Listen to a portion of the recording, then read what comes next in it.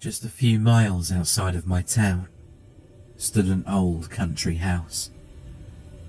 It was converted into a daycare where parents would drop off their kids in the morning and pick them up in the evening. However, said daycare had been out of business for a few years now. There was a sign posted in the front yard just a few feet from the house that read Happy Sun Daycare, with a cute-looking cartoony sun painted on it. Within the fenced-off backyard stood playground equipment that had fallen into disrepair and began to rust.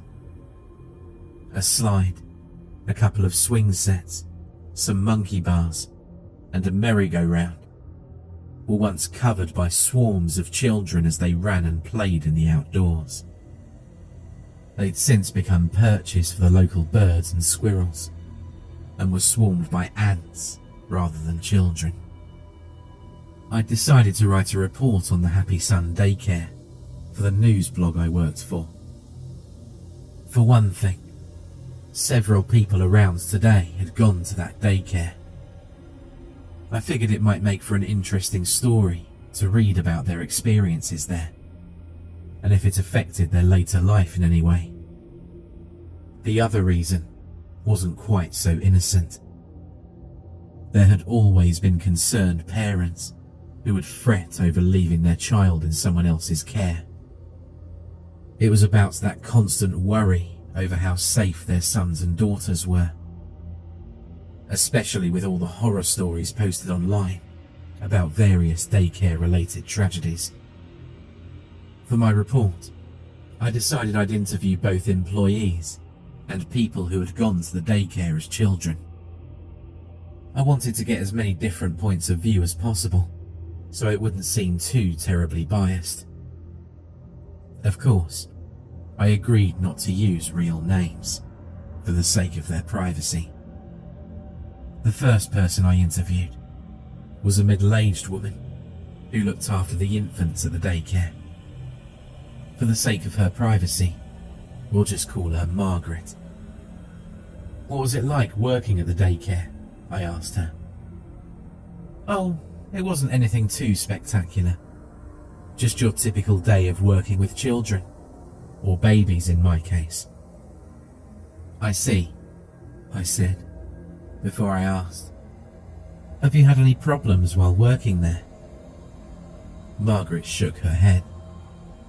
With the babies? Of course not. They could be fussy, but they weren't any trouble at all. The children were another story. This piqued my interest. Were the children that attended Happy Sun Daycare too much for the employees to handle? Or could it be that there were cases of abuse going on that had been kept secret until now?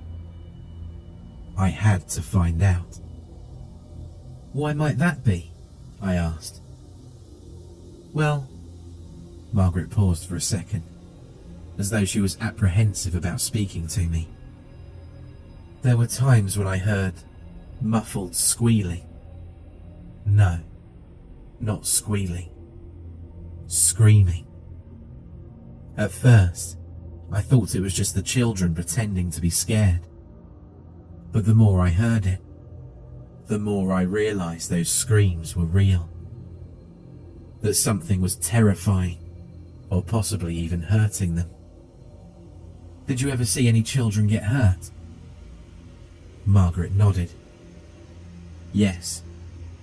Most of them were just the usual scrapes and bruises you'd expect to find on a child who fell while playing, or bumped his head trying to show off to his or her friends. Some of them, though, seemed off to me. Every so often, I'd see a child walk past on the way to the nurse's office, and each time, the child looked like he'd been scratched, or even bitten. Children scratched or bitten? That would be cause for alarm for anyone. Perhaps some wild animal had decided to make its home near the daycare, and curious children had gotten too close. Maybe a stray dog had wandered into the playground, and some poor unknowing kid wanted to pet it. Were there any animals in the area? I decided to ask. Stray dogs? Raccoons? Perhaps a possum nest? I doubt it. Pets weren't allowed at the daycare, and traps were set up at night to keep any wildlife away. There might have been a dog roaming about the area. Margaret shook her head. I pointed out, perhaps it was the dog that had bitten those children. Oh, I only heard the dog, she told me.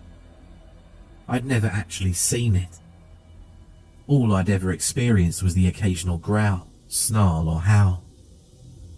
So, Margaret had only heard what sounded like a dog. I couldn't rule out the possibility that perhaps she'd mistaken some noise she'd heard for that of a dog. Maybe she'd heard some children that were only pretending to be dogs and mistook them for a real one. Maybe she'd heard the wind and thought it was a howl. If that were the case, it would explain the scratches and bites she'd seen on some of the children.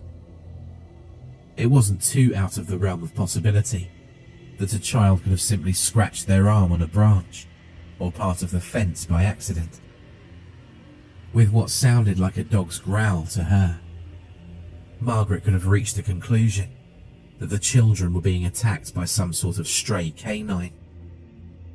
Still, I had to learn more about the daycare. With the possibility of a cover-up regarding a series of dog attacks, I figured the next person to interview would be a former attendee. Perhaps one of them would have had childhood memories that could potentially shed some light on what Margaret had mentioned. After doing some background checks, I managed to find the young man who went to Happy Sun Daycare when he was around 5 or 6. Let's just call him Scott. I found Scott working at a local butcher's shop. I had to wait until his shift was over before I could start the interview. Luckily, it wasn't too long of a wait, and it gave me some time to consider what to ask him. Do you remember anything about Happy Sun Daycare? I asked. I know it was a long time ago, but perhaps you can recall something. Scott thought for a moment before replying. Not much. I was only 5, maybe 6 when I went. I can remember just doing what kids do at that age. Playing, finger painting, watching cartoons, that kind of stuff. I nodded. Were you a good kid? For the most part, he admitted. Occasionally I get into some trouble. Nothing too serious though. Just your typical kid fussiness.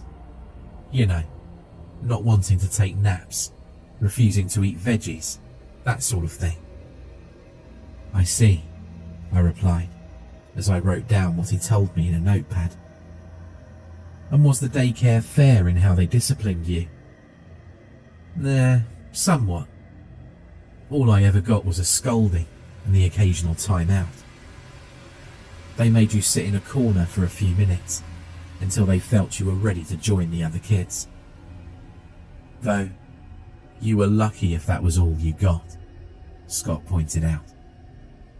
What Scott said baffled me a bit. They were lucky. How? I began to wonder if perhaps there had been more severe punishments for the more unruly children. Could there have been some sort of more controversial form of discipline that the employees used that they didn't want known to the public? I had to know.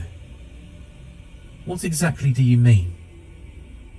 For a brief moment, Scott gave a shudder. He seemed to recall something from his childhood that potentially frightened him and affected his adulthood as well. The kids who got into real trouble were sent into the grey door. Scott heaved a heavy sigh. I'd never been in there myself. I knew a few kids that had. Ones that would get into fights or throw huge tantrums. They'd end up going into that room.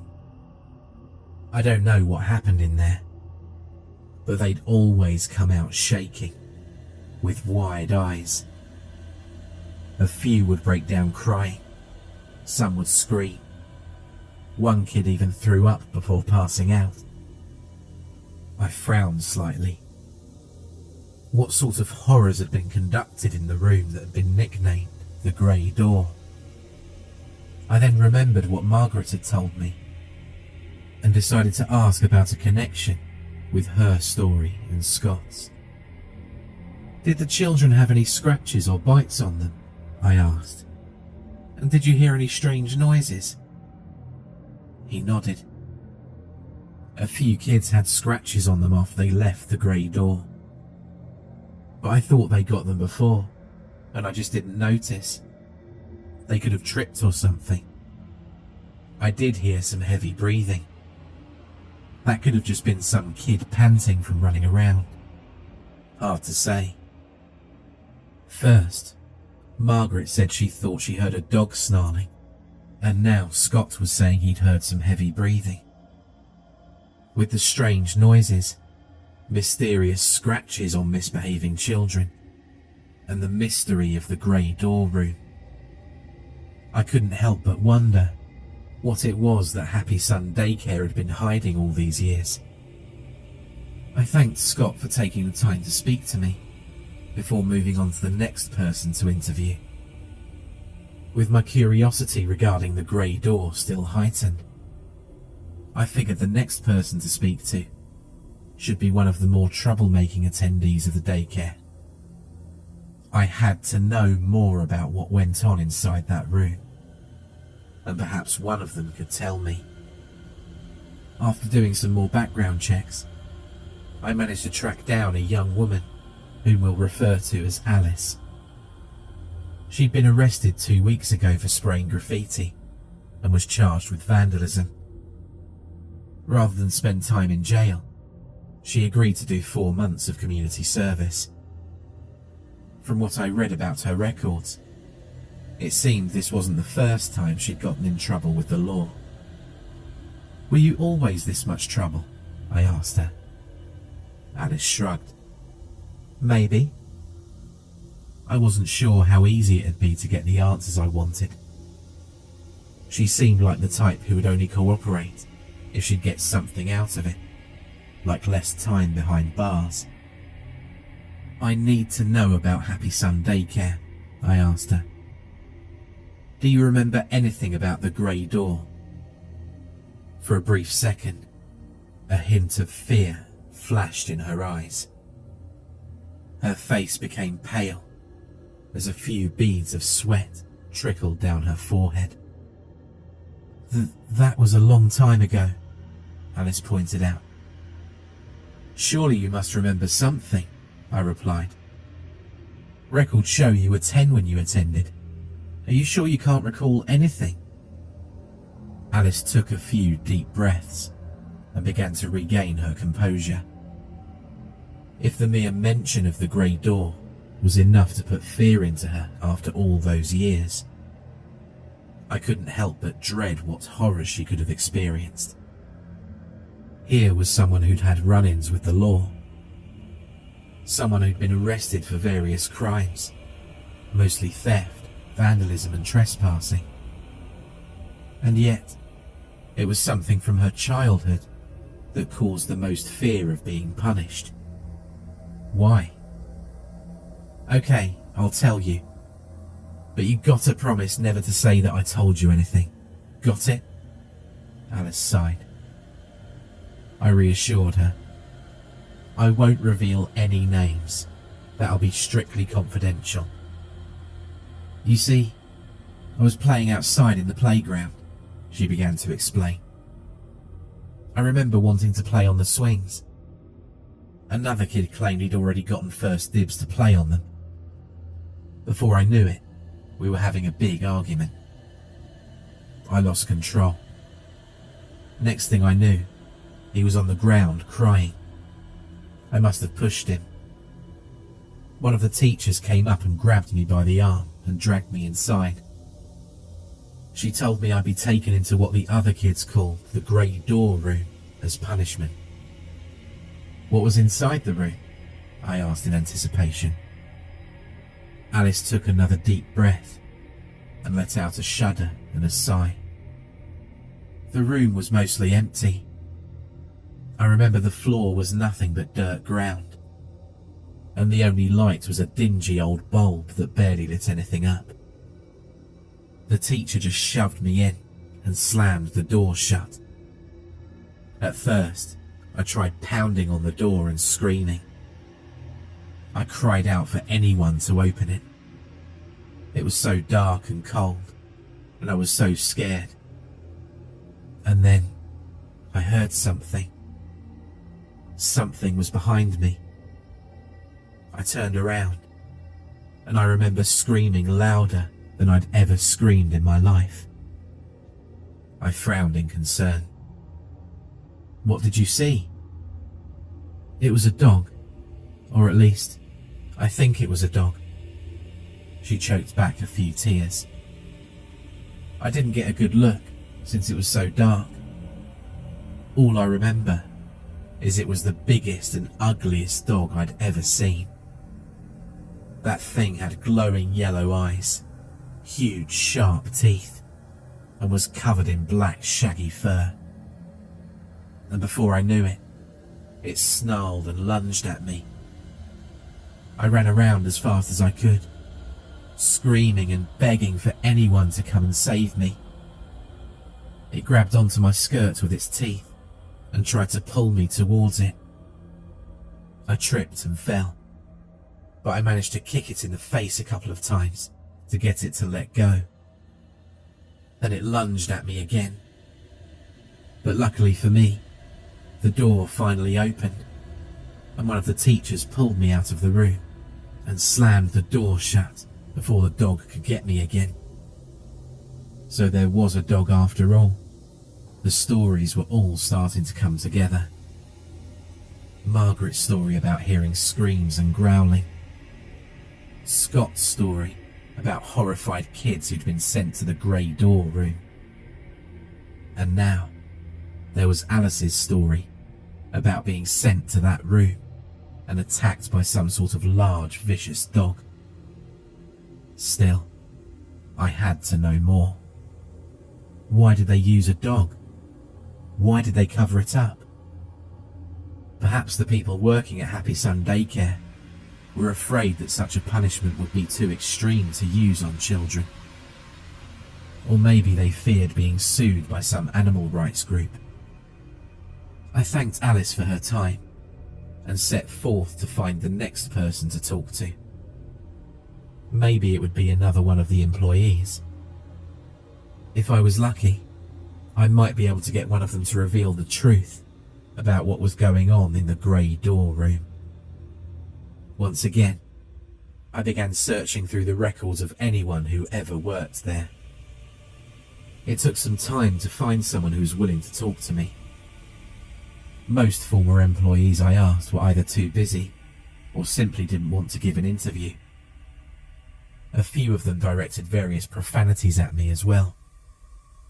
I couldn't tell if they were angry that I'd learned about what was going on all those years, or if they were afraid of what might happen if they revealed any more secrets to me. Still, I managed to track down at least one person who was willing to tell me his experiences. Mr. Smith, as we'll call him, worked as a janitor at the daycare back when it was still running.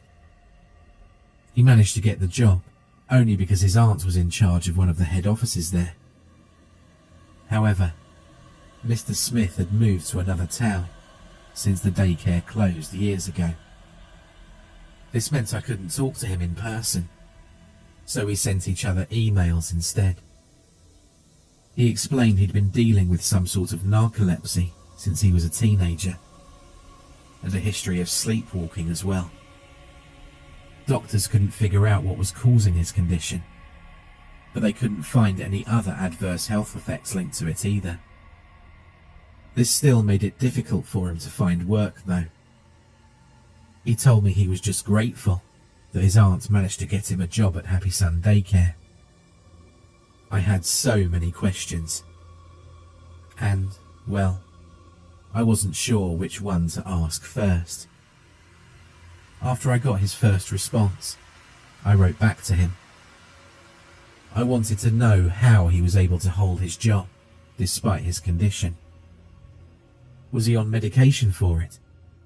How did the other employees and the children treat him? A couple of days passed before I got any response. I quickly opened the latest email I got from him and began to read. He replied his aunt would mix him a special herbal tea that would help him to keep his narcolepsy in check. She apparently strongly believed in herbal medicine and said it was better than any standard medicine on the market. He said the tea was bitter and he hated drinking it, but he had to if he wanted to keep his job. Though on occasion, his aunt would run out of the leaves and he'd end up falling asleep. As for how others treated him, he explained in his letter that the children were generally very nice to him. Most were quite curious and would ask him a lot of questions while he worked. A few would act as a nuisance, but he didn't recall any of them being too much trouble. On the other hand, the other employees seemed to have a sense of uneasiness around him. He explained how he felt that they seemed extremely cautious whenever he was around. And he also pointed out that his aunt always kept a close eye on him. He wasn't sure if this was due to his condition or for some other reason though.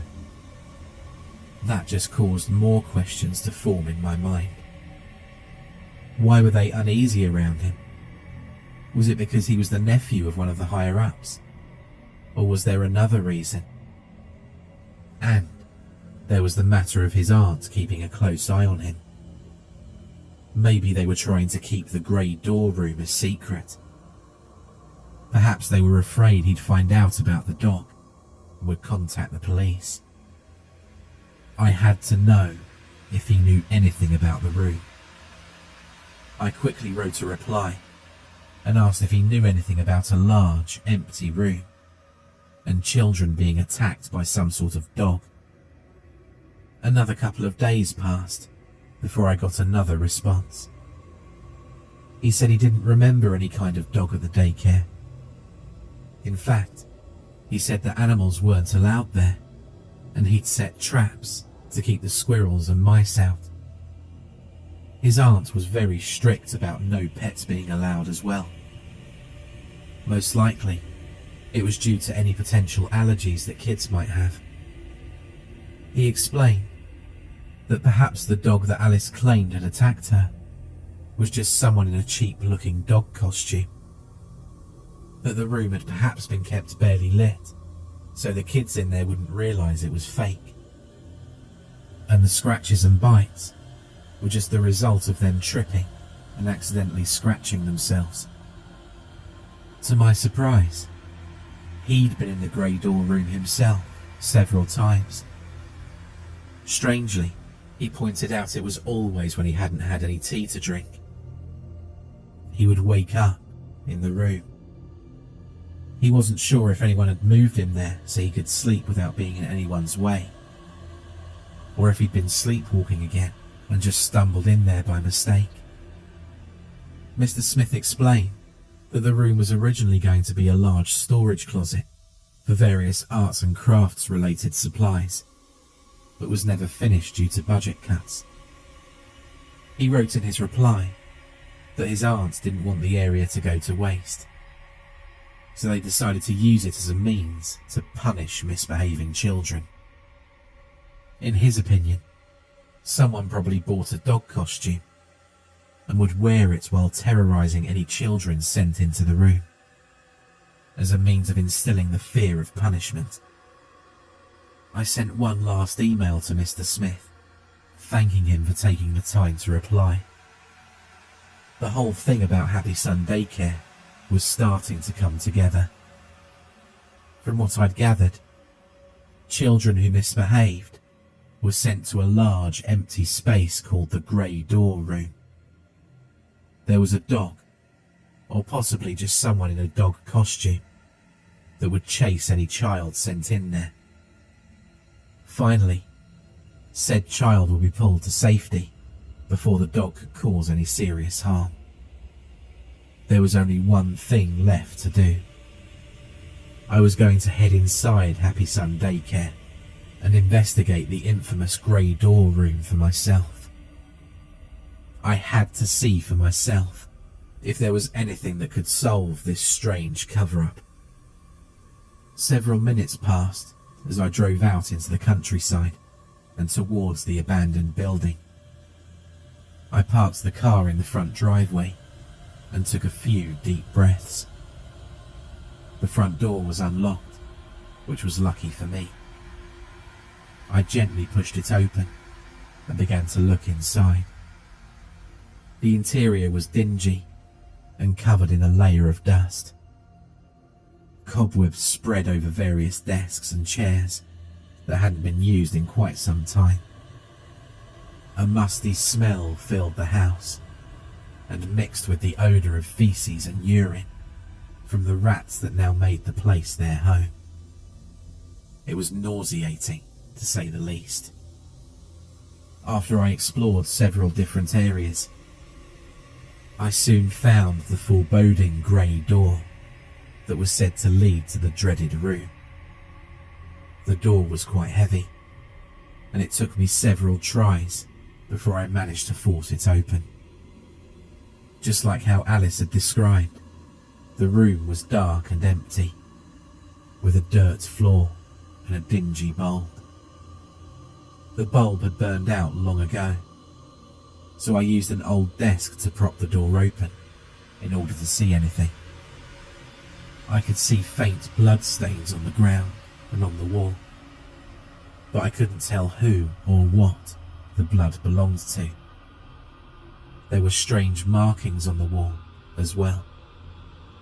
I took a closer look, and I could have sworn that they resembled claw marks of some sort. As I continued to examine the room, I noticed various footprints in the dirt. Many were faded, or had been trampled over one another, but I could still make out a few. Most of them were the footprints of children. They looked like their makers had been running away from something. But there was one other distinct set of footprints that caught my attention. I examined them closely. I could definitely make out the distinctive footpads, claws, and individual toes on at least one of the prints.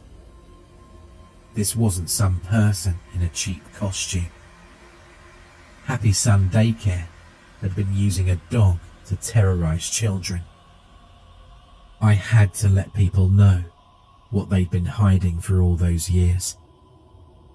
However, as I made my way out of the daycare and to my car, there was one aspect about those footprints that was gnawing at my mind.